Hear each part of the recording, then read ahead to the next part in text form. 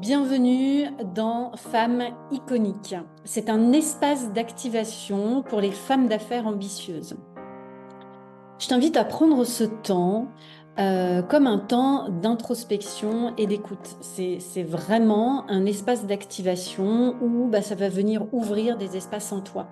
Les femmes que j'ai choisies, ce sont des femmes que je trouve spécifiquement iconiques. Pourquoi? Parce que elles ont créé un business à leur image, en dehors de ce que l'on peut dire ou imaginer des conventions.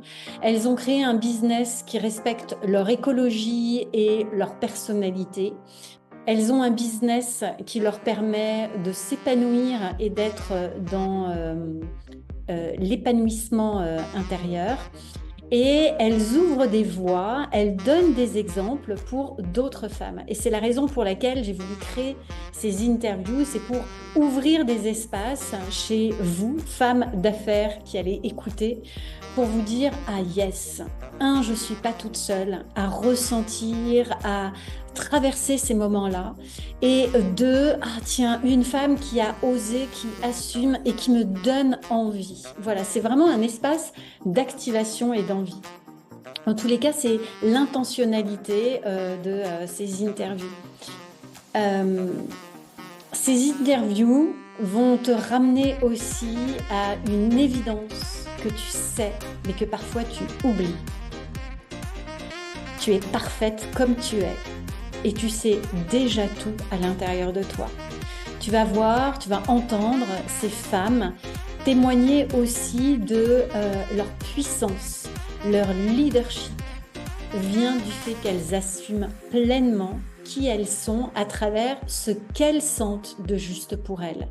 C'est vraiment un retour à ton mouvement intérieur pour arrêter le brouhaha du mouvement extérieur. Pour celles qui ne me connaissent pas, je suis Julie Girard, coach d'affaires. Je suis installée à Bali depuis une petite année avec ma famille, mon époux et nos deux adolescents. J'ai créé le mouvement iconique à destination des femmes d'affaires pour justement créer des signatures dans leur industrie, ouvrir des possibles qui ne se font pas ou qui ont ou que nous avons l'impression qu'il ne peut pas se faire. Or, ce sont ces femmes-là qui ouvrent ces possibles et ouvrent la voie pour les autres femmes. Bienvenue dans cet espace iconique, merveilleuse écoute. Prends un verre d'eau, un stylo et on se retrouve après. Ma chère Olivia, merci de ta présence et de ce temps que tu nous accordes. Hmm. Dis-moi, comment aimes-tu être présentée? Écoute, déjà, merci de m'accueillir dans ton mouvement iconique. Je suis très heureuse et très honorée d'être là. Merci. Comment j'aime être présentée? Je pense que c'est vivant à chaque fois. Et en ce moment, je me présente comme étant la future Tony Robbins francophone. Oh, c'est bien. Celle qui change la culture de l'entrepreneuriat féminin. Et évidemment, la fondatrice de Leader d'Élite. Et à titre plus personnel, j'aime bien rappeler que cette année, j'ai eu 40 ans. Hmm. Que j'habite au cœur des volcans d'Auvergne. On fait cette interview dans mon tout nouveau bureau puisqu'on a pu Yes. ouvrir une fenêtre et on fait l'école à la maison de notre Wow. fils de 9 ans. Hmm. Donc j'aime bien présenter le côté un peu mégalo, audacieux et en même temps le côté très terre à terre, l'Auvergne, le homeschooling. Et voilà. La nature, la simplicité, j'adore.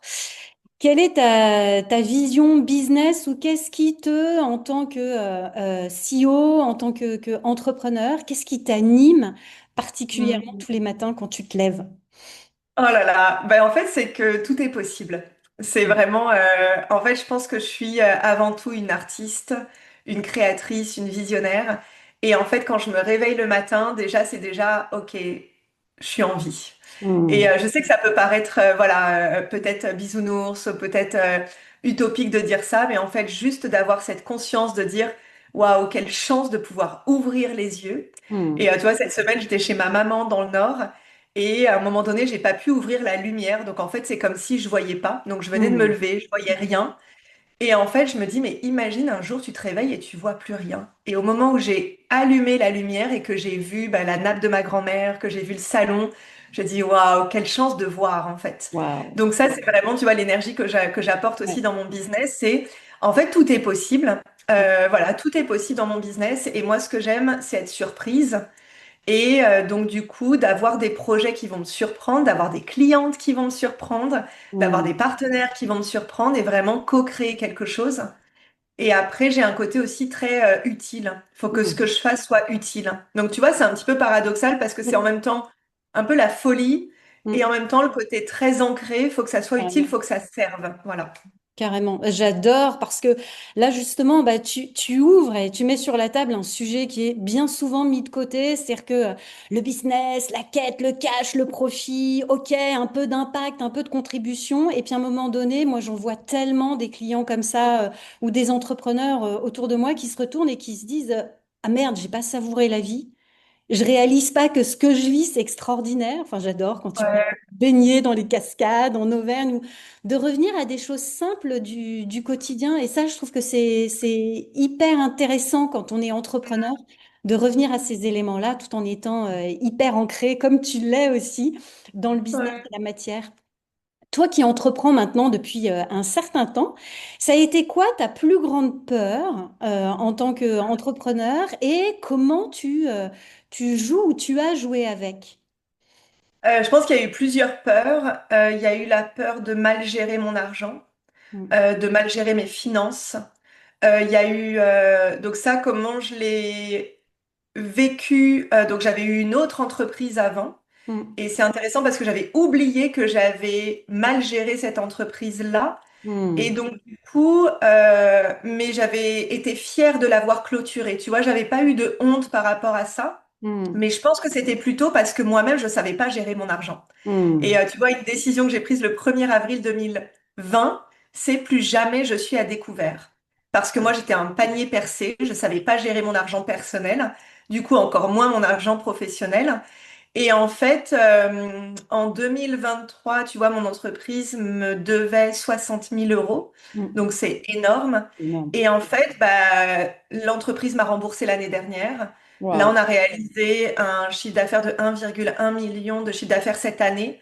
Et waouh. en fait, oui, je suis une très bonne gestionnaire, mais j'ai dû l'apprendre. Donc ça, Mm, c'était ma peur. mm, Derrière cette peur-là, en fait, c'était le regard de Loïc. Moi, la pire peur que j'ai, c'est qu'il me regarde avec dédain, avec colère et avec ce côté, mais t'as tout foutu en l'air, en fait. Donc, mm. on en a déjà parlé. C'est une peur qui est pas rationnelle, qui est pas Ouais. raisonnable, parce qu'il m'a jamais regardé comme ça. Mm, Mais ma plus grande peur, c'est bah, de décevoir notamment mon mari. mm, Et pourtant, il n'y a pas d'engagement. On s'est jamais promis qu'on allait réussir ou qu'on allait. Mais donc voilà, on en a parlé. Mais voilà, vous le savez, les peurs, c'est pas quelque chose de rationnel, hein. Sinon, voilà, c'est humain en fait. ouais. Et voilà.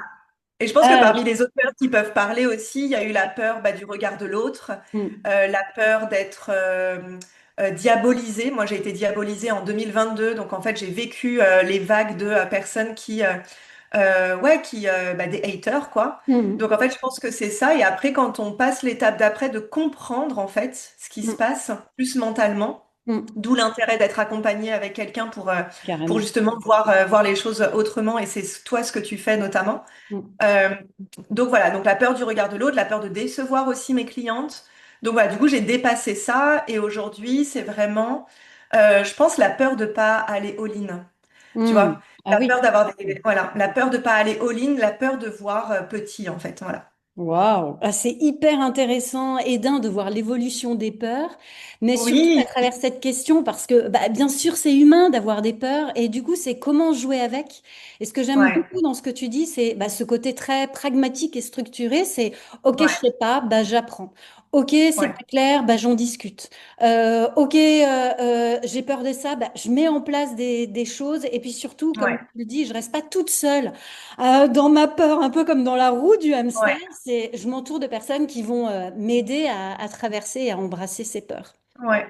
Et tu Et- vois, pour rajouter quelque chose, moi je suis accompagnée par notamment un coach aussi, bah, comme ton métier en fait. Et pour moi, c'est des métiers qui sont tellement uniques. C'est pas des métiers de mentor, c'est pas des métiers de conseiller stratégique. Mm, C'est vraiment des coachs mindset en fait. Et dès que j'arrive, en fait, j'ouvre mon cœur, j'ai dit, bah voilà, moi j'ai peur de ça, j'ai peur de ça, j'ai peur de ça. Et tu vois, une peur qui peut être intéressante, une fois, j'avais offert quelque chose à une cliente et j'avais peur qu'elle pense que je sois radine. Donc, tu vois, Hmm. des fois, en fait, c'est vraiment des peurs qui appartiennent au passé et qui Hmm. n'ont aucune logique. Hmm. Et d'avoir un espace comme bah, toi aussi tu proposes, de venir le cœur ouvert avec ce côté haut niveau qui empêche pas l'ambition, en fait. On Hmm. n'est pas dans une posture de je vais rester dans cette peur-là, mais en fait, on a quelqu'un à qui échanger aussi Hmm. et, euh, et, euh, et d'ouvrir pleinement son cœur, en fait. Hmm.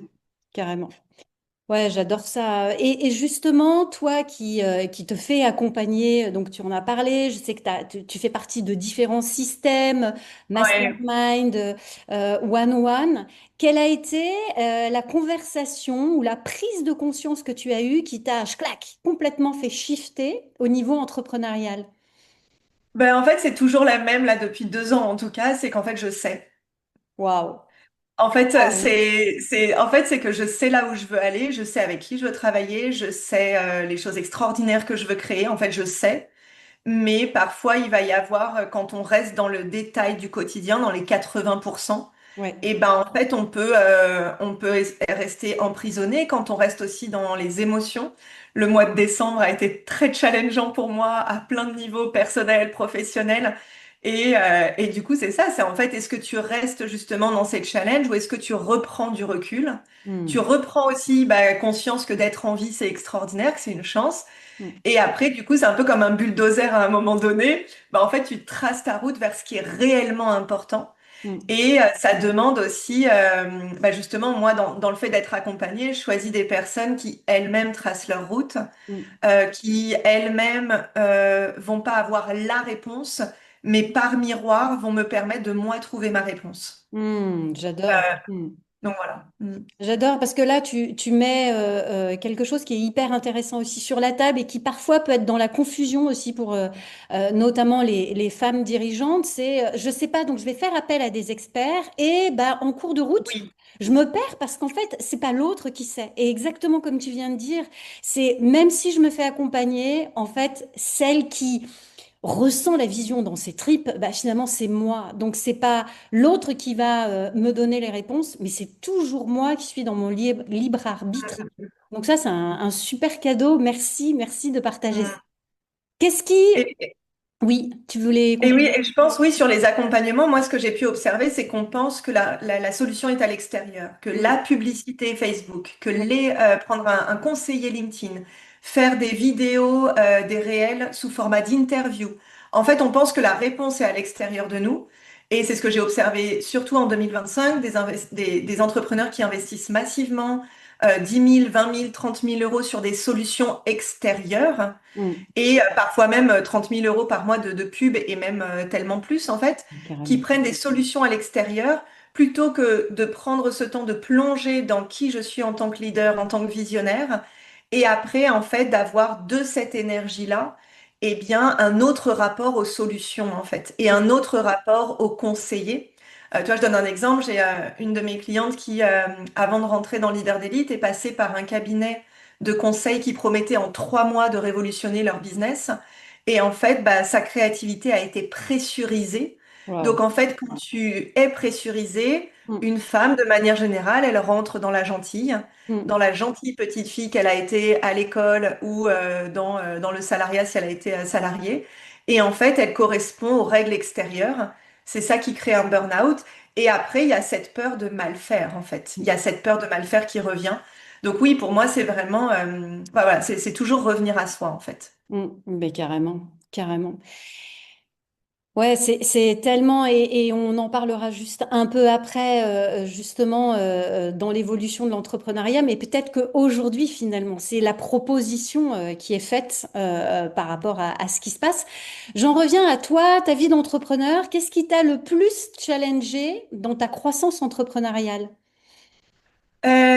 Bah, tu vois, c'est la réflexion que je me faisais ce matin. C'est en fait, quel est le jeu auquel je joue, en fait. Hmm. En fait, c'est d'avoir conscience de soi-même. Hmm. Le plus, tu vois, c'est...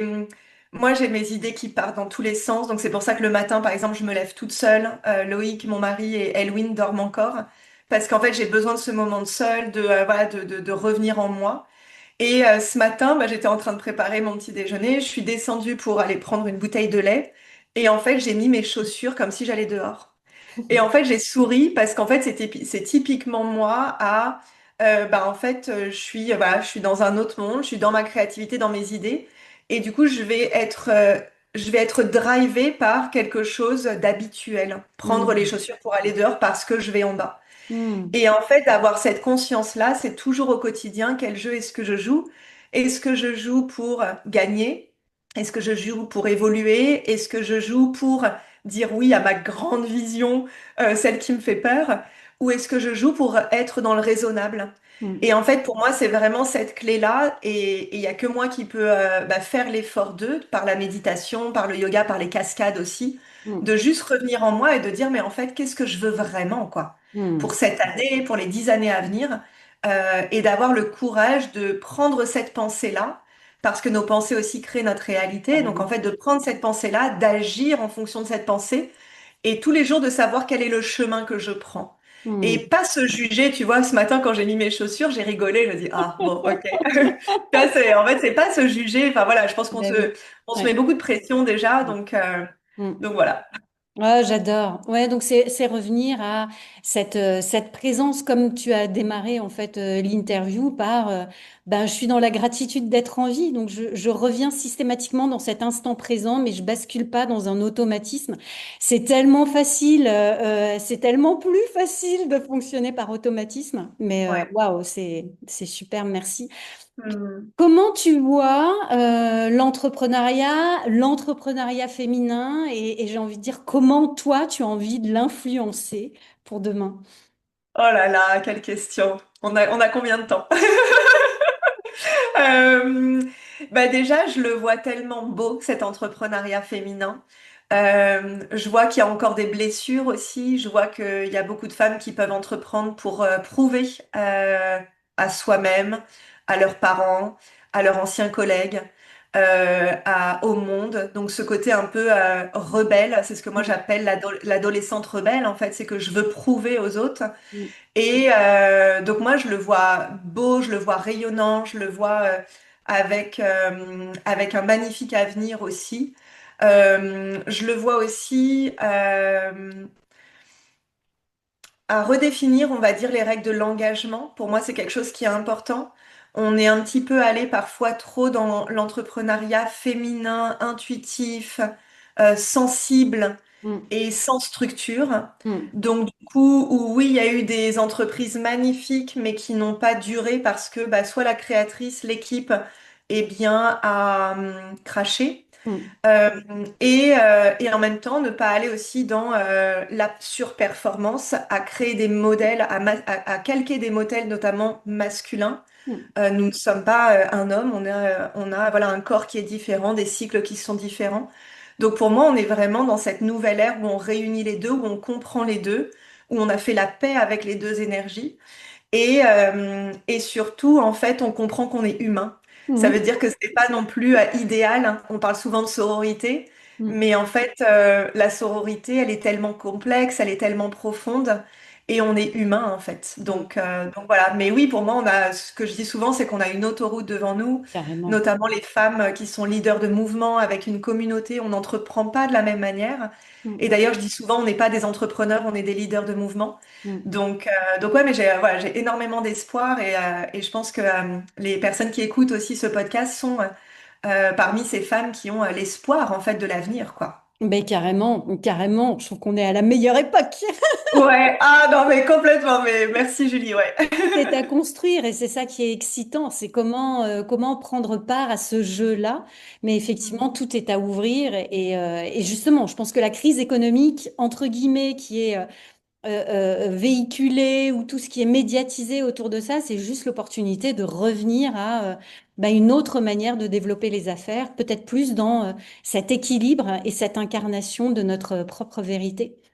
Mm. Quel message as-tu envie d'offrir à ces femmes, entrepreneurs, dirigeantes qui nous écoutent, qui sont leaders? Qu'est-ce que tu aurais envie de leur offrir comme message? Mm.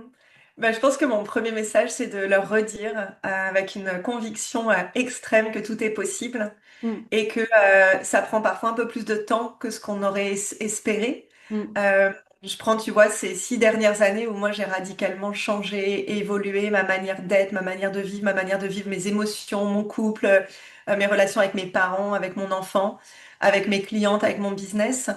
Et en fait, de vraiment, justement, tous les jours, être cette femme qu'on veut être cette leader qu'on veut être, avec nos clientes, avec nos équipes, et vraiment voir à long terme. mm. En fait, voilà, moi, je crois vraiment en ce qu'on rayonne dans le monde, et en même temps, voilà, de tracer sa route. Donc, il y a un côté tout est possible, d'agir tout de suite maintenant, mais parfois, ça peut prendre un petit peu plus de temps que ce qu'on pensait. Mm, carrément, merci, quel beau message.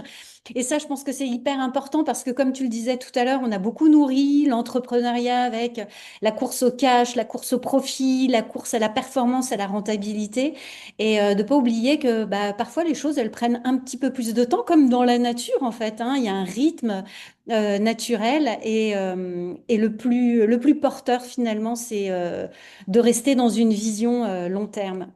Merci Hmm. beaucoup, Olivia, pour toutes ces Waouh. pépites. Euh, Merci Julie, merci on va infiniment. partager en dessous de cette vidéo tous les liens pour pouvoir te retrouver. Donc, j'invite les femmes qui nous écoutent, mais aussi, pourquoi pas, les hommes, à te suivre sur les réseaux sociaux. Et puis, eh bien, à très vite. Merci Julie, merci infiniment. Merci à toutes celles qui nous auront écoutés. Merci. Merci d'avoir écouté cette interview de femmes iconiques. Cette conversation a certainement ouvert un espace en toi.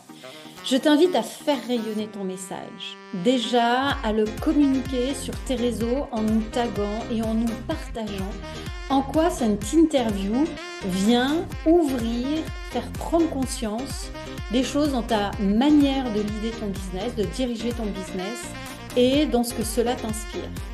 Peut-être que voilà, il y a une vérité qui t'a traversé et que tu as envie de partager. Peut-être que tu as envie d'enclencher des actions. Et d'ailleurs, je t'invite à l'issue de ce partage sur tes réseaux de mettre en pratique quelque chose pour toi.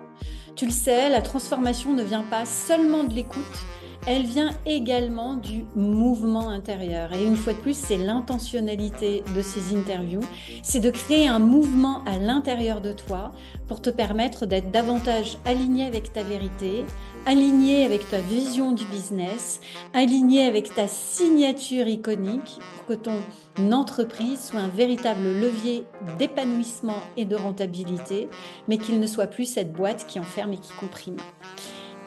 Avec joie de continuer ce chemin ensemble. En dessous de cette vidéo, tu retrouveras les liens l'invité de cette interview. Je t'invite à la suivre sur les réseaux sociaux, à regarder ce qu'elle propose, ainsi que tous les liens pour rejoindre le mouvement iconique et continuer ensemble ce chemin sur cet épanouissement entrepreneurial. Ensemble, créons des entreprises qui nous épanouissent, qui servent le monde et permettent au monde de respirer davantage. À très vite.